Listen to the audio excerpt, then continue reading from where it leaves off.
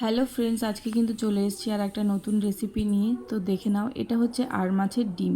তো তোমরা কে কে আর মাছের ডিম খেয়েছো আমাকে কমেন্ট করে জানিও। তো এই ডিমটা আমি কিভাবে রান্না করছি সেটাই তোমাদের সঙ্গে আজকে শেয়ার করব। তো প্রথমে আমি একটা ফ্রাই প্যানের মধ্যে কিছুটা তেল নিয়ে নিয়েছি আর তার মধ্যে দিয়ে দিলাম সামান্য পরিমাণ কালো জিরে। এবার আগে থেকে আমি কেটে রেখেছিলাম কিছুটা বেগুন আর পেঁয়াজ। তো বেগুন আর পেঁয়াজ কীভাবে কেটে নিয়েছি সেটা তোমরা দেখতেই পাচ্ছ। তো তোমরা এভাবেই কেটে নেবে বেগুন আর পেঁয়াজ।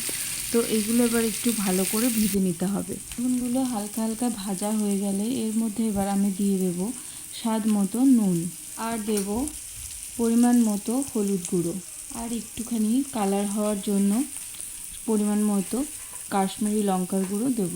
এবার এই মশলার সাথে আমি এই বেগুনগুলোকে ভালো করে ভেজে নেব।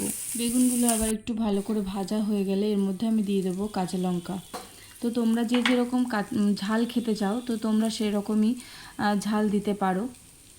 এবার আমি দিয়ে দেব এর মধ্যে আর মাছের ডিমগুলো দেওয়ার পর আবার ভালো করে একটু নাড়িয়ে চাড়িয়ে নিয়ে এটা আমি 3-4 মিনিটের জন্য ঢাকা দিয়ে রেখে দেবো। আর মাছের ডিম যেহেতু একটুখানি শক্ত হয় তাই জন্য আমি 3-4 মিনিট ঢাকা দিয়ে রেখে দিয়েছিলাম।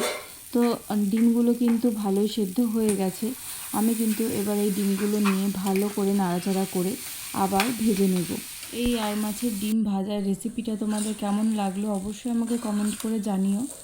আর যারা যারা আজকে আমার চ্যানেলে প্রথম রয়েছে তারা অবশ্যই আমাকে আমার চ্যানেলটাকে সাবস্ক্রাইব করে দিও, আর পাশে থাকা বেল আইকনটা অবশ্যই প্রেস করে দিও। তো আজকের মতন টাটা, সবাই ভালো থেকো, সুস্থ থেকো। আর একটা নতুন রেসিপি নিয়ে তোমাদের সঙ্গে আবার খুব তাড়াতাড়ি দেখা হচ্ছে।